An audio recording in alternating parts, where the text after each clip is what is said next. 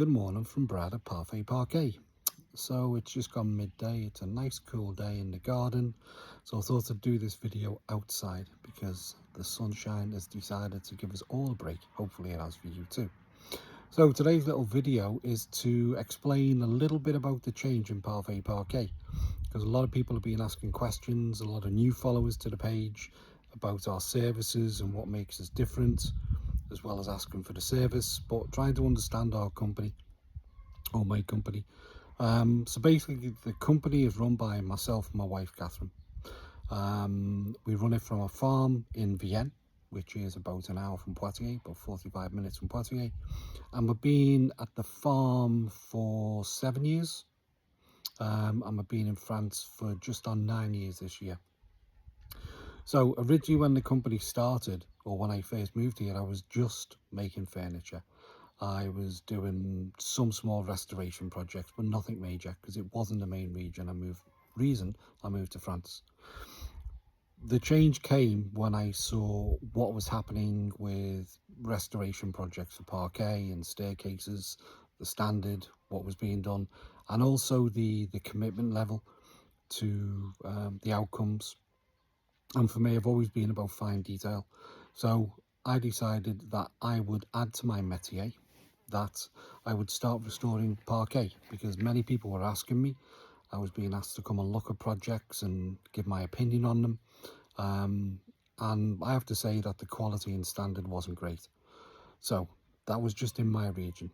After liaising with a number of French artisans and speaking with French artisans about parquet restoration in France, it was clear that there was a major gap in the market.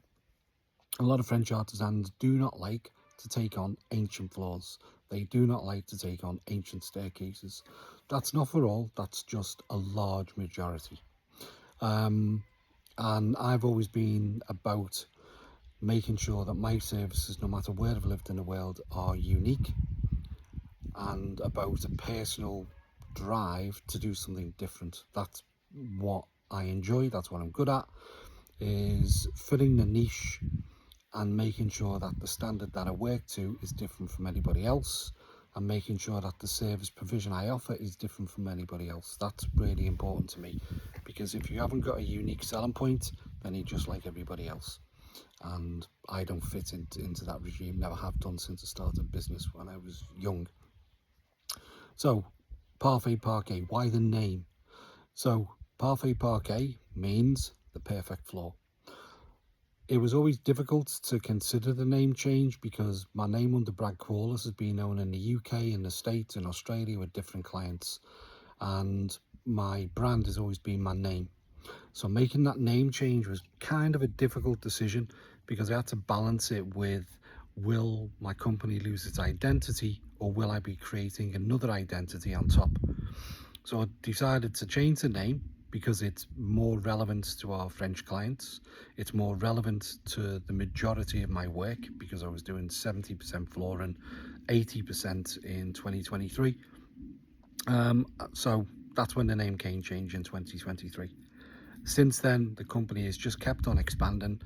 We've started installing parquet. We've done a lot of restoration repair work, more specialized work where we're lifting up floors and remodeling the floors, repairing them, and then reinstating the floors. So our work has just carried on expanding and becoming more bespoke in the services we offer. And that's great, because for me, that is what I enjoy. It also means that I'm working with other artisans. So generally on my large projects, there's either 2 or 3 of us, sometimes 4 on the really large projects. And that community of artisans is something I enjoy too. Apart from that, it brings work to other people, and it means our clients get the job done faster. So it's a great outcome for all involved. So from then, or from that period in 2023, 2024, when the company sort of exploded in a positive way, and our networking, our global image really changed, and all the social media, it is done by me, so it's a lot of hard work on my part behind the scenes. I then started working with French companies as well. We started then doing Cell de Fêtes and other large projects for French companies, for mairies as well. So that's another expansion to the business. But what really changed is the chateau projects, and we've become well known for our chateau restoration projects.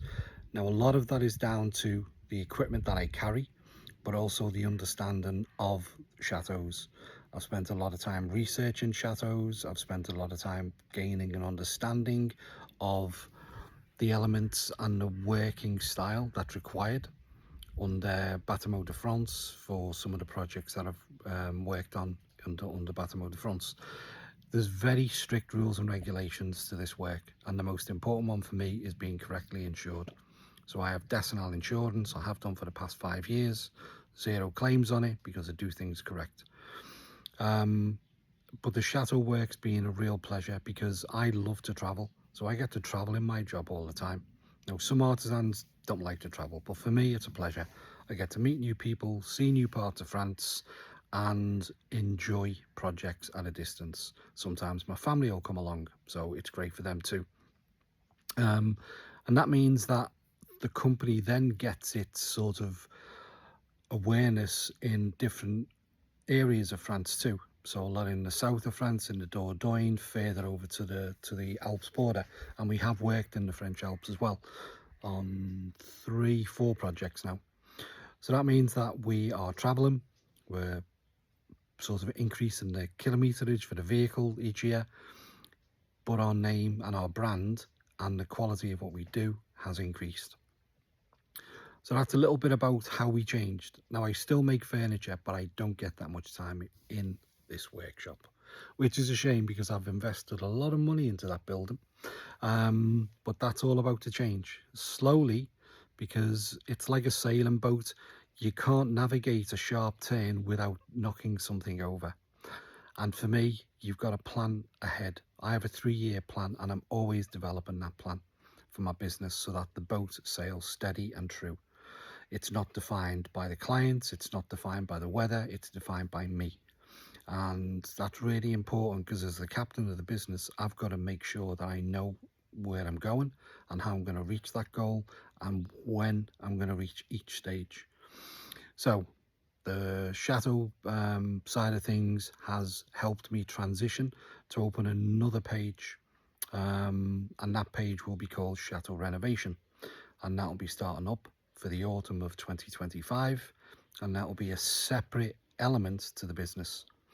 And the workshop side of things, where I make my wine racks, my bespoke furniture and sculptures, will still be active because that's the most important thing to me, because what happens in there rests in my heart, because that's what's always driven me, is working with wood, and that'll never stop. I hope that I end my days in that workshop carving something. That would be the ultimate place for me to pass my clogs on. So the furniture side of things continues, the chateau side of things continues, and then the smaller projects. But I want to make a note, because people think that because you're working in a chateau, your pricing changes. My pricing stays the same whether I work in a chateau or whether I work in a village farmhouse. The pricing's the same.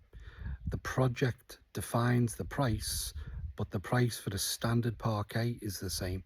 I don't believe that because you own a large property, you get charged more. I actually help my clients avoid people that do that. So I met a client in a chateau a few weeks ago, multi-millionaire, give him a quote, and he asked me a lot of questions for advice on quotes that he'd had. So I helped him out, give him some advice.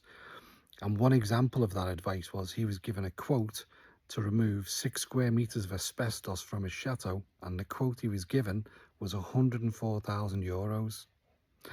Now I can tell you that's slightly over budget for removing asbestos. It's a delicate work and it's a careful work and it needs consideration, but it doesn't cost €104,000 to remove asbestos. So I give him some advice, he's taken that advice, and they've moved forward. So my job, as well as being a restorer, is also an advisor, and I've done that for many years. As some people will know from the UK, I was a business advisor.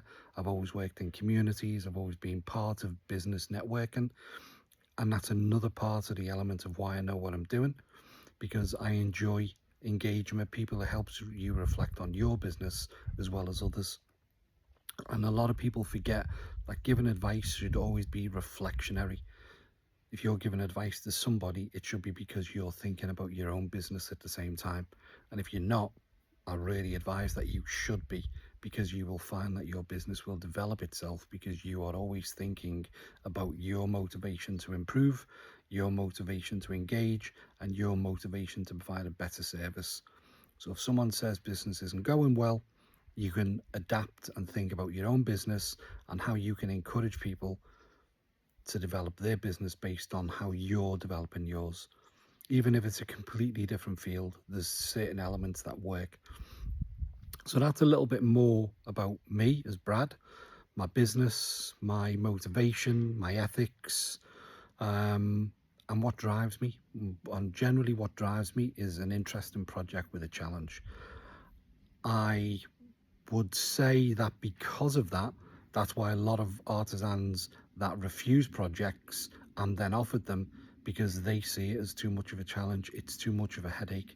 Ripping out a floor, putting in new beams, laying a new parquet, or reinstating parquet is not something you can do without a lot of consideration and time, and being able to cost it correctly so that you don't end up in a bad situation, nor the client takes skill and time and knowledge, hence all the research.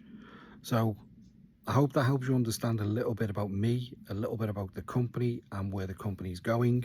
For me, long term, I'll always be on the tools, as we call it.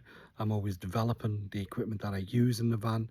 What I say now is that I carry a restoration, or I drive a restoration vehicle, which is fully equipped for any repairs, replacements, floor sanding, specialist sanding, finishing, staining. Everything that I need is in one vehicle. So I'm always armed and ready to deal with those situations. And that's really important as well to our clients, because often we'll get there and what we think we're doing might change because of something else that we find when we're doing an assessment or we're making a repair.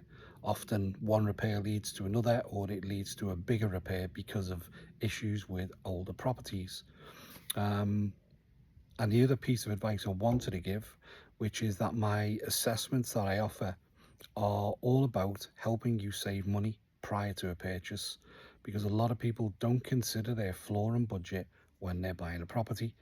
And that's something that I've really helped people with over time, which is consider your budget, but don't forget you have floors.